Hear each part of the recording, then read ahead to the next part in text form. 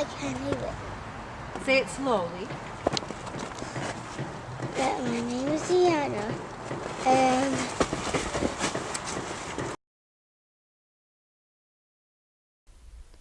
Two years ago, I met Liana. She was 5 at the time. Her mom had asked me to go with her to a summer camp, Camp Gundalow, and be her helper for the week. There, at summer camp, I saw Liana connect with other kids her age. She showed me her swimming skills. We drew together. We took walks in the woods. She taught me how to do a handstand, and she showed off her dance routines. With this 5-year-old, I made a connection. She taught me something new every day.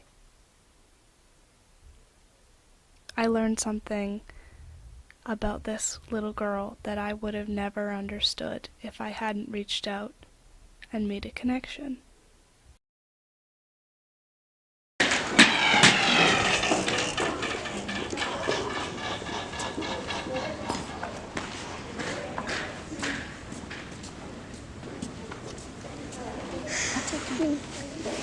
Want to go to the children's part? Let's go. See if the... Oh, such fast. Do you know how to play chess? yeah.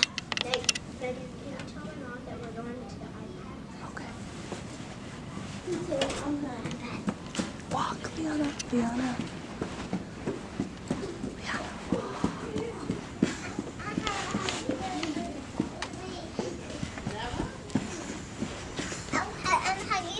Daddy. Okay. So the sun is on.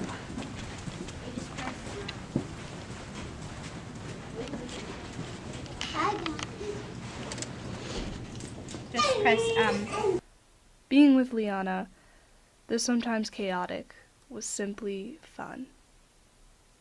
She was independent and loving and smart.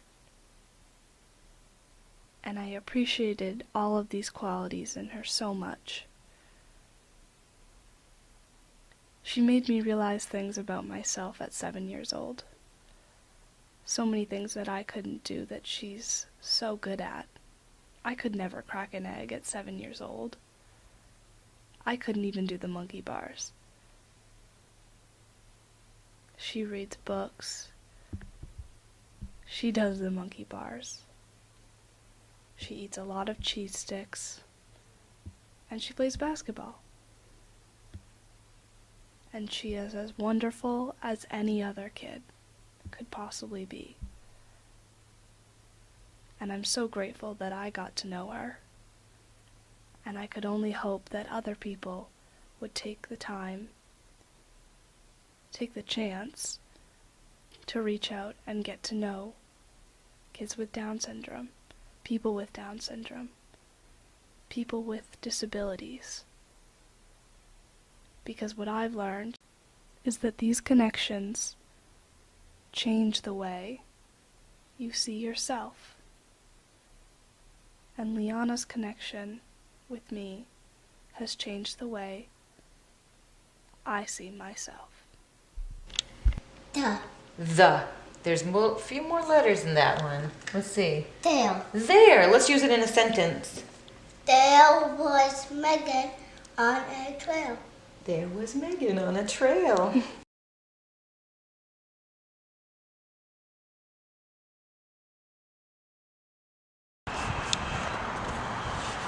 Oh, I can't do it! Oh, give me your sorry, hand. honey. The bar's too No, cold. you don't look. No! It helps. Your hands. Is that why you can't do it? Because it hurts? Or do you just need to stick it? Just need to stick on the bar better?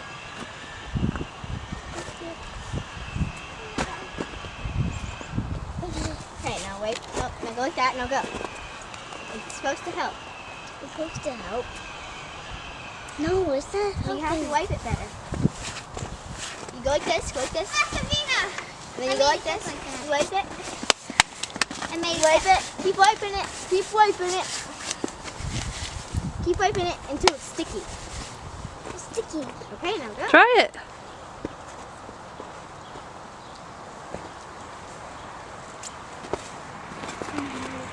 You did it? I can't do it.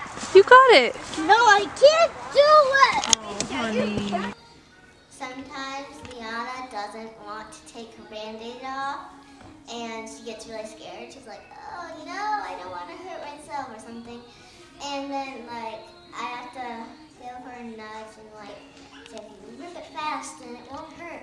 And then she'll always, like, take it really slowly, and it will hurt a lot. And I'm like, rip it. And then she eventually rips it, and she doesn't do it for Mom and Dad. So sometimes, like, she wants me instead of our parents. I can sing too? Pick a song you can sing. Many times, many ways. Liana, do this.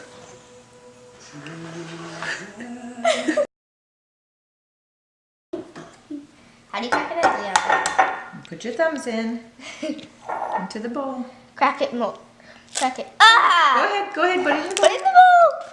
Gosh. Oh my God. That's all right. Wipe your hands on the towel, not your clothes. Not your clothes.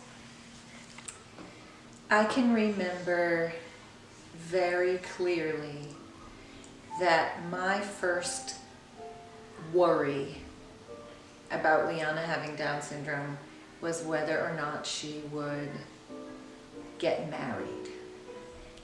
It was like a vision of she was 10 minutes old or 2 hours old when I was having this thought. Was 18 years from now, would she live by herself? Would she be happy? Would she have a boyfriend? Those were the things that I thought about when we were given the news. Perfect, ready to go out.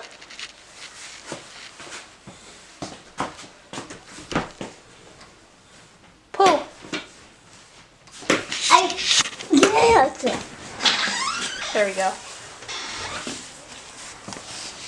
Jeff's first thoughts were all about her medical needs, where my thoughts in terms of her happiness and what I just described, my thoughts about her having Down syndrome, I thought a lot about what our lives were going to be like, and I thought a lot about her behaviors, and so what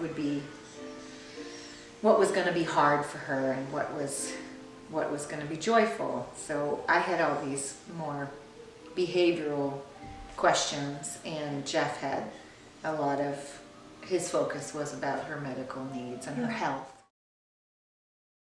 Get the stretch. Nothing Harlem, Hollywood, Jackson, Mississippi. We show up, we gon' show out. Smoother than a fresh drop skippy. Too high, I get. Got a police and a fight. Oh, that's beautiful. I get. Baby, drag a water with time, man. Too high, I get. Yeah, sit Done. Done. But I would say it's important to not assume that if you've ever known someone with Down syndrome that you know this new person that you've just met with Down syndrome any more than meeting someone named Megan. Oh, I know someone named Megan, you must be just like her. And so I think as curious, awake, conscious beings, we should embrace the opportunities to get to know people who are different than us, whether that's different because of a disability or different because of upbringing or different because of a culture or an ethnicity. People with Down syndrome can be a whole lot of fun, and they can be hard to understand, but they're not hard to love, and they're not hard to get to know.